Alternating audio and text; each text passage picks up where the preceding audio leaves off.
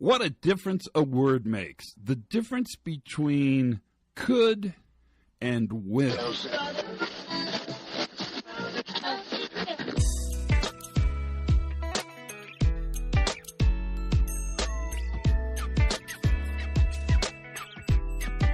Hi, everybody, and welcome to the PreAccident Podcast. I'm your host, Todd Conklin. Thanks for joining me today.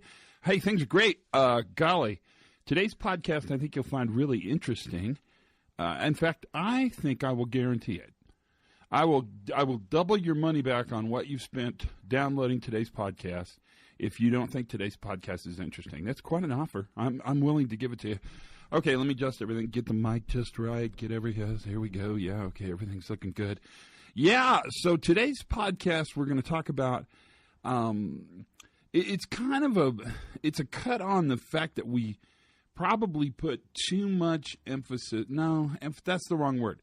We probably give preferential thought, not too much emphasis, but preferential thought to the notion of predicting and preventing accidents. And in doing so, we suck intellectual energy away from our ability to respond and control accidents. And this is a struggle that all of us deal with, at least in this business, no matter what. If you're a safety person, medical, pilot, computer reliability, DevOps, whatever you do, the allure of prevention is so seductive, it's so sexy, that it sort of gets in the way of understanding a balanced approach. And maybe the best way to have this conversation is to really talk a little bit about a guy named Steve Scott, who's a human performance person.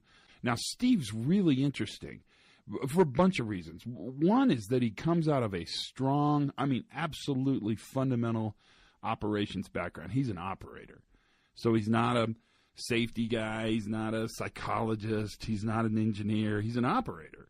But he's an operator who's deep dived, if I can use the past tense of that word, into understanding how humans perform in the systems and really how to look at kind of this new view, this safety 2 thing we all talk about. He's remarkable. And he's remarkable because he's smart and sharp, but he's also remarkable because the point of view he represents, I think, is a much richer point of view. And he's going to really push us here on the difference between could happen and will happen. And that one word makes a huge difference, because could happen puts us in that prevention state. We're managing probability. We're managing the potential for an event to take place. Will happen puts us in that response state and says, when it happens, what is it that will keep you from dying? And that is a really, really good way to look at this and understand this. I think this podcast is great. Things are great here. Lots of travel. This podcast was recorded on the coast of Norway, sitting outside of a beautiful little guest house around a picnic table. So there's going to be a little funky noises once in a while in and out here. And the recording quality is not, studio. But I think the content of this is amazing. You will hear a little buzzing sound. And if you don't think your cell phone has energy, set it next to your microphone someday and see what happens. So there were a couple of us sitting around a table, and we all had our phones up on the table, which is what we do, sadly. I'm not real proud of that, but that is what we do. And in our zeal to have our phones sitting around the table, you can kind of hear them pinging out once in a while and seeing if somebody got email. In fact, I think you can even hear somebody get email. But sit back and enjoy this. I think this is a good one. This is a really good one. This one's going to change the way you think. It certainly changes the way workers think. And we'll talk about it when we come back on the other end. Until then, here is human performance professional Steve Scott and his discussion around a question that we should ask workers.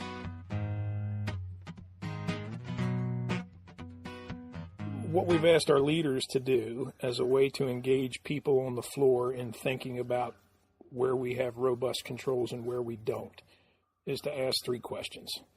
So what's a task you do that exposes you to a hazard that could result in a serious injury or fatality? And most people have no trouble giving you an example. And so what are some examples of it? So the crane operator or the crane electrician today, the high voltage electrician today said working with high voltage. Gotcha. And you said, absolutely. Every time you do it, it exposes you to risk of serious injury or fatality. So the next question is, if you knew with 100% certainty that today you were going to put your hands on a live conductor, what is it that keeps you from being seriously injured or killed?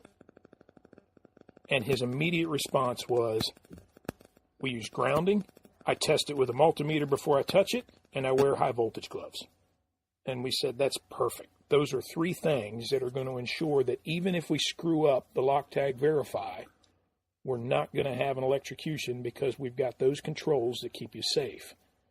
And then the next question is that enough? And for his example, yeah, it probably is. He named 3 real good layers of protection that'll probably keep him from being injured if that happens.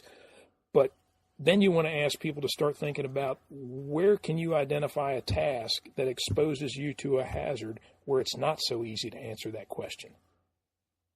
Because some of those things like high voltage, working at heights, molten metal, we can very easily think about, here's the risk, or here's the hazard, here's the risk, here are the controls. But then get into a discussion about things like mobile equipment, worker on foot. And it's a very different discussion. And that's where we need to start thinking about where we have robust controls in place and where we don't. Why do you think this question works so well? Because workers immediately understand, they know where the risk is. They know what the hazards are that they face. They know where the risk is. And where we have robust controls in place, they know what they are. And then if you ask them, is that enough? And you get a funny look and they start scratching their heads, that's where you know you probably don't have good enough controls in place. I'll give you an example. We were talking to operators about the continuous caster. And one of the tasks they have to do, and it's hard for me to describe that, but they have to sand the wheel, the casting wheel, while it's running. So basically they have to put their arms, hands, and upper body underneath the ceramic spout through which metal flows to go to the caster. And I asked them, what's the worst thing that could happen? They said, well, that spout could break. And when it does, it would dump molten metal all over me. So then you ask them, okay, so what is it that keeps you from being seriously injured if that happens? And they said, well, it's my PPE, my gloves and my coat. And then you ask, is that enough? And they look at you and they can't say yes.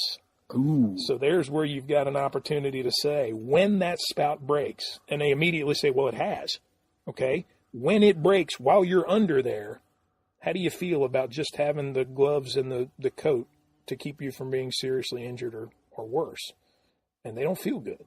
So there's an opportunity where we could certainly improve the robustness of our controls to protect against that hazard. So I just think it's a really good idea, a really good way for leaders to engage their workers in first identifying where the hazards are, what the controls are, and where we have those good controls, and then where we don't, where the controls we have are not good enough. Because the workers know. Yeah. But the question you ask, it's so finessed. It's so fun. It's so much different than what's the most dangerous thing you do, or a plant manager going out there and saying, where's the next place this will screw up. It's this intellectual exercise with them it's really quite remarkable. It's or really just good. Walk up to them while they're on the floor and say, tell me about what you're doing now. What's the worst thing that could happen in performing this task? And then follow through with the other 2 questions. Do people get the idea that they can actually have power over managing controls? Sometimes. I think they most often feel like the controls are defined by us, by managers, and they're kind of the victim of our decisions. I agree. So how do we engage workers to feel like that they have a voice, they can manage their controls? I think you asked that question, is that enough? Yeah, I think it. And if that's not enough, question changes everything. Then you can have a discussion about, okay, what would be enough? What would make you feel much safer if you knew with 100% certainty that spout was going to break today while you're doing it? So if a plant manager was in there or somebody with power was in there, I would think it would be hard for them to walk out and not be impacted. Like they'd have sort of a duty to act. I mean, it seems like it would be malpractice to not do stuff. So here's the kicker. Why haven't we asked this question the whole time? Why is this kind of a new question? It's a new question to people. Because I think one of the things we've realized over the last year, is that our full focus has been on not managing the consequence of the incident, but preventing the incident from occurring.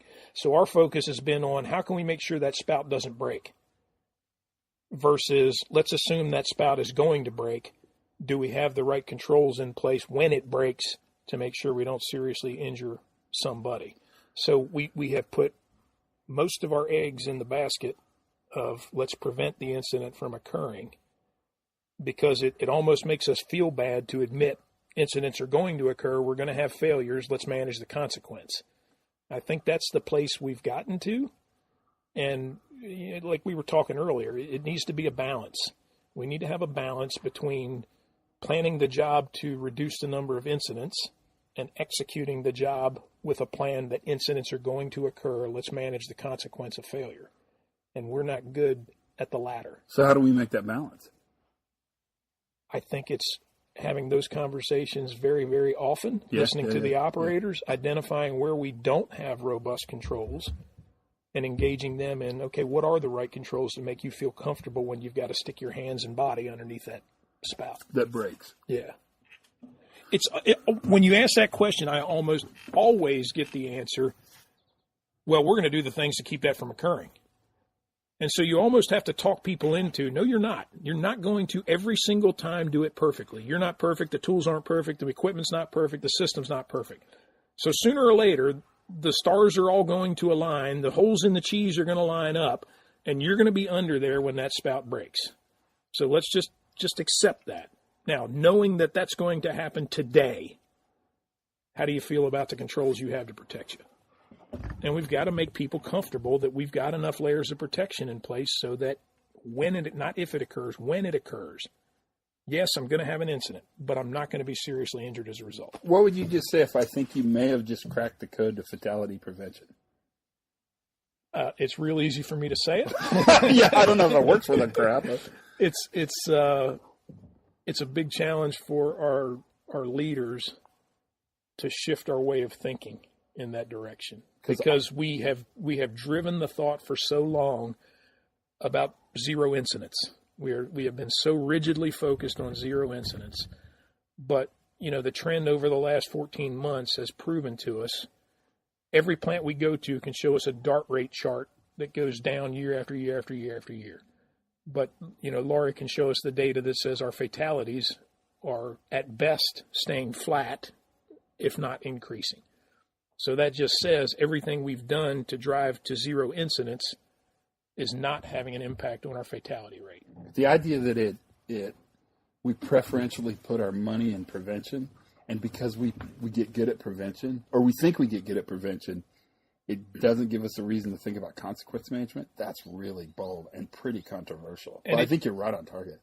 We don't like to hear that. I mean, we're still a company that's led largely by engineers, and engineers don't like to think about my process is going to fail, my equipment's going to fail, the procedures I wrote are not perfect. So we have this mindset that we can, and we have preached this mindset that zero is possible. We can have zero incidents. So I think it's incredibly important that we still keep that as an aspiration, and we still keep doing all those things to make our processes, our procedures, our equipment, everything more stable, more predictable, more reliable, so that we have fewer incidents. But at the same time, we have to acknowledge that we're not perfect. Our system's not perfect. Failure is normal. We have to be prepared for it.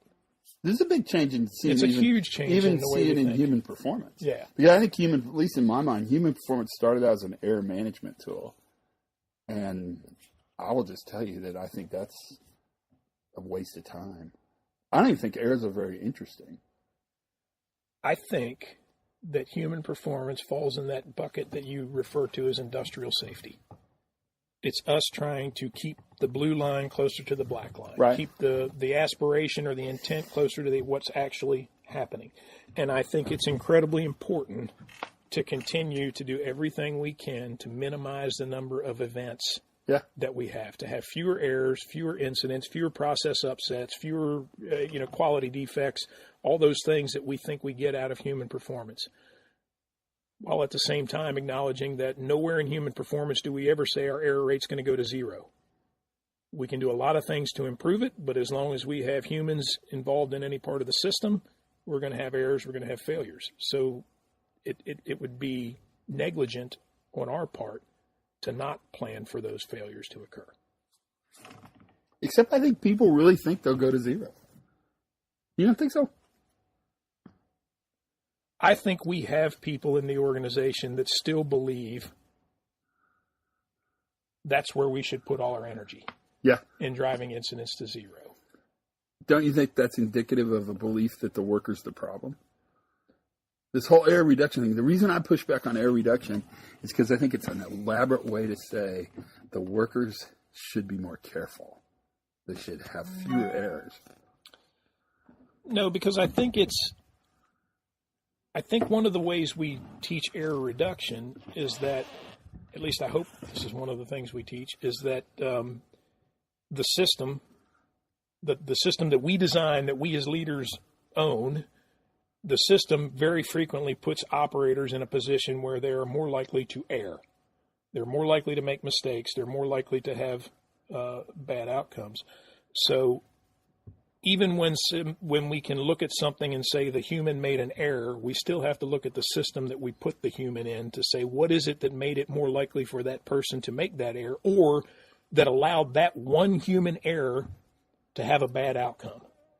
If we accept the fact that our error rate never goes to zero, then again, it's negligent on our part to bet our process on the fact that humans aren't going to make errors. Right. It's kind of dumb. Right. So I think it's really important to keep doing everything we're doing with human performance to try to reduce our error rate, improve our system, so that we make fewer errors, we have fewer incidents, at the same time making our systems more robust so that those errors don't always have a bad outcome. Well, I'm not saying you're saying this, but what I think people hear is that error is choice.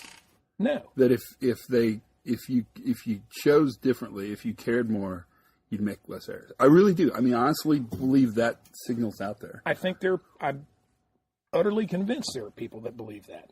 I'm also convinced, because we've heard a lot of this feedback, that what we're doing now with talking about planning for failure, critical controls, building in the capacity to fail safely, is in direct contradiction to everything we've taught in human performance about driving our error rate down. And I think they are very complementary. I agree. We do the things we can to drive our error rate down while acknowledging that our people aren't perfect, our systems are complex, failure is part of being in that complex system, so we have to plan for failure. We have to build the controls in so that we can fail in a safe manner. But that makes error, I don't know. I'm just not sure error matters. I mean, we should argue about it, because I've just become less and less interested in error. I just felt it's so normal, it hardly matters. It's normal, but we know a couple things that we've learned from human performance. Number one, the conditions under which people are more likely to err are predictable. Right, that's true. So if we can predict those conditions, we can take steps to mitigate. But right? we never fix those conditions by asking people. So it's like a Norman door. Are you familiar with a Norman door? No. So a Norman door is a door that when you walk up to, you can't tell if you push it or pull it. Okay. I didn't know how to name it. I just learned all this. And so I was teaching class, and there was a door to their brand new training room. The training room was gorgeous. It had these glass doors, and every single person that snuck out to go to the bathroom and came back in tried to pull it, and it was a push. And so every single person did the door wrong. And so we ended up talking in this class about this idea of a Norman door. Now, is that an error, or is that a poorly designed door? Yes. See, it's a poorly designed door that puts a person in a position where they're much more likely to make an error. Except, is it an error if it looks like it pulls? Yes. If it looks like it pulls, then did I make an error when I pulled it? If we define an error, and this is the definition we've taught, that an error is an action or an inaction that unintentionally results in an undesired outcome. So if I go to that door and I push it when I should pull it, then I have done something that unintentionally resulted in an undesired outcome. Right. The door didn't open.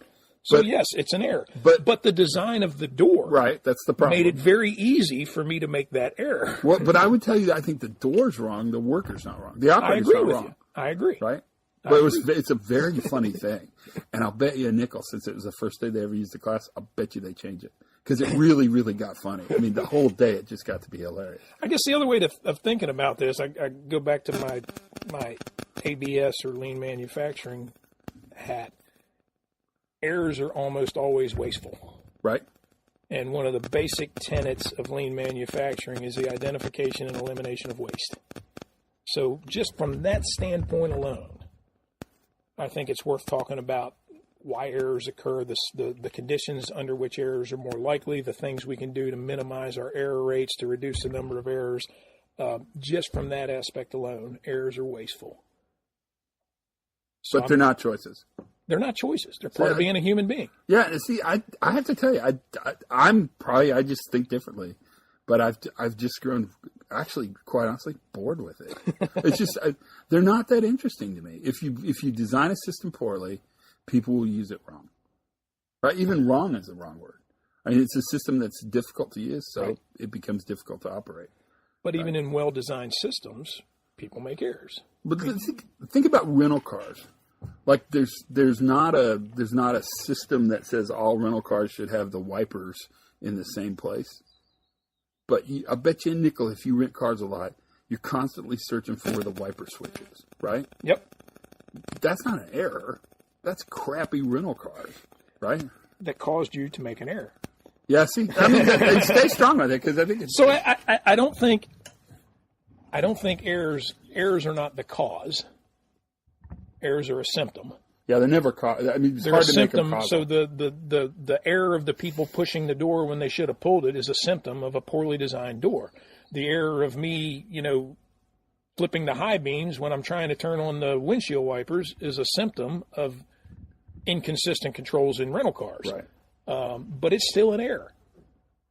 It's interesting. So the question is that where it's important is not that we look at the error and say we need to fix that human so he doesn't make more errors. We try to identify what are the conditions that made it more likely that that person would make that error or that error would have that outcome. And that's what we try to fix, not the human that made the error. What is it about the system that we can change to make it less likely for that error to be created? Like put a handle on the door instead of just leaving it looks like you pull it ambiguous. Right. Or how can we minimize the outcome or the consequence of the error? So that's where I think error is important. If we didn't pay attention to errors, number one, we never learn where we have those opportunities to improve our system. So I think that's a lot of those errors are weak signals that we've got opportunities in our system. So acknowledging the fact that humans make errors are symptoms of problems in our system, gives us the opportunity to learn and improve our system or manage the consequence better. If you could tell a manager anything, like a plant manager, it's a manager, what would be the number one message you give a manager around human performance? That error is a normal part of being human. Okay. The conditions under which people are more likely to err are predictable, which means errors are preventable. Right. If we can recognize those conditions and intercede. The second thing that's kind of my stump speech on human performance. The second thing I would say, which should probably be the first thing, is that errors are never the root cause of an event. Errors are always consequences of flaws in our system, especially when one single human error has a bad outcome. That is a poorly designed system. And I would add one thing. In retrospect, errors always appear to be choices. Yeah. Right? With hindsight bias, we can always look at an event and say, how could that person be so dumb, lazy, careless, stupid? Fast, efficient, right. Whatever word they want. You think that makes a difference when plant managers understand that? I think when they believe it, it makes a difference. How do they practice it? By the way they behave when events occur. By the way they respond to errors and failures is huge. If our first reaction when an event occurs is to look at how could that person be so stupid, number one, we're creating a culture where people are not going to talk about their errors. We're driving it underground. So those small errors that have little or no consequence, we don't hear about, we don't learn from, we don't get to improve our system. So the way they respond is incredibly important when errors occur. And when those big things occur, treating it as even the big things with big consequence, treating it first as a learning opportunity, not as a opportunity to blame someone. Right. I think is the biggest change in behavior we can try to drive in our leaders. Rather than who can I blame, who can I fire, who can I discipline, is what can we learn from this so it doesn't happen again. But in essence, I think leaders feel like by giving up blame, they're losing control. But like what we saw today is, I would say, by giving up blame, you actually they've engaged their workforce to an incredible degree. Engaged workforce, you have way more control and way more power. And then the whole idea that it's a force multiplier, I think that's really interesting to think of human performance or these tenets of new view safety as a way to actually make a facility more productive and increase its ability to be efficient. If you buy the fact that errors are consequences of flaws in your system, then it's a very simple question. Do you want to know about those flaws so that you can correct them and mitigate the consequence? Or do you want to keep ignoring them and hiding them until something bad happens? Right, yeah. And if the answer is let's wait until something bad happens, then keep doing what you're doing. If the answer is I'd rather hear about them and learn from them, then the way we respond as leaders when people make mistakes, errors, have incidents, is going to depend whether the next person tells us about those minor errors, those little things, those small consequences. But if a company's under financial stress, pressure, market change, the attractiveness of that collective ignorance is pretty powerful stuff. I mean, what I don't know, I don't have to fix. But that's where I think it becomes even more important, because those small errors are usually easy fixes. Those big errors, when we have those big events, then we are forced to do drastic changes, usually in a short-sighted, knee-jerk reaction manner, which almost always costs us more money because we're trying to do it as fast as we possibly can and are very often not sustainable improvements because we feel like we have to do something very quick. And sometimes regulators are demanding that we do something very quickly. So waiting for the big event is almost always going to be more disruptive to your process, to the safety of your people. It's going to have a bigger financial impact, and it's going to make us lose credibility with our workforce because they know which of those fixes are going to work and which ones aren't. Which ones are they going to do when we're watching, and which ones are they not going to do when we're at home in bed? Yeah, which is a great question. And it's interesting to look at that as a function of the system. So I think we made this moral judgment, integrity is what you do when no one's around. And that was kind of like a good worker would have integrity. And so they do these things when no one's around. Now what we realize is that production efficiency, if the system's strong, I do it the same all the time. Yeah.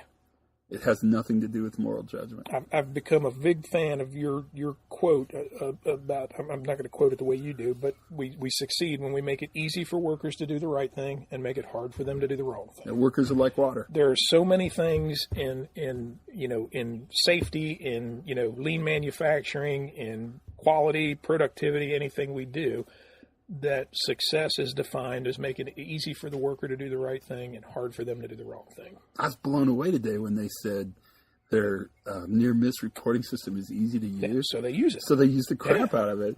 And I love the idea that they said, those guys actually looked us in the eye and said, so we get 10 reports and 9 are crappy. Who cares? Right. I was just like, how do you bottle this? You could sell that. I mean, not only do we get one good one, but we also engage 10 people. 10 people. Even the 9 that gave us crappy ideas are engaged. Yeah. And sooner or later, they're going to have a decent idea that we want to listen to. Yeah. So what's the future of HP? Where do you see the future going? My experience is we have largely treated HP as something that belongs to people on the shop floor, as a safety tool, a thing to keep them safe here. I think the future of HP is getting leaders, especially senior leaders, to realize they make mistakes too. So everything we're talking about related to why people make errors, the conditions under which errors can be predicted, and how to mitigate them applies not only to the workers on the floor, but to the CEO and the COO and, the plant manager and leaders. And it's not just about safety. It's about reducing our error rate in everything we do and creating a culture where it's okay to say, where we feel good about saying, I made an error. Here's what I think we can learn from that. that's where I think the future is. Getting leaders more engaged, getting them to, understand that it applies to everybody on everything we do, and helping to build a culture where people are confident in admitting where they made errors because we treat it as a genuine learning opportunity.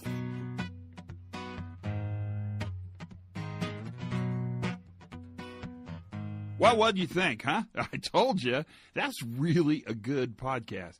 And that question that Steve tosses around so lightly is actually a profound shift of thought when he asks that question to a group of workers. That's really a good question. Think of a task you do that's high risk, that could kill you. And then think of when it fails, what would save your life. Really shifts the focus. It's kind of a double whammy.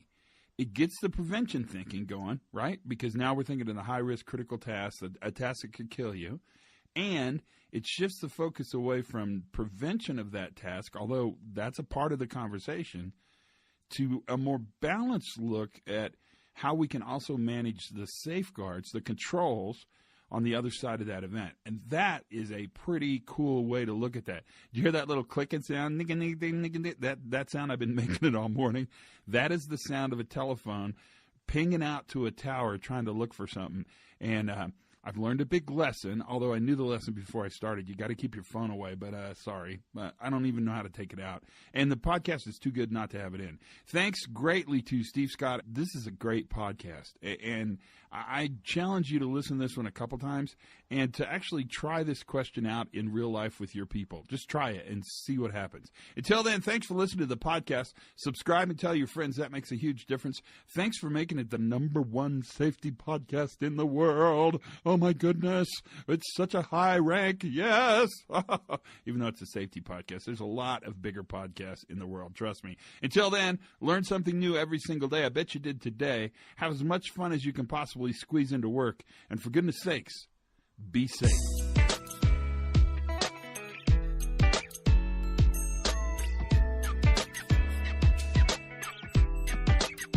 You could win $1 million.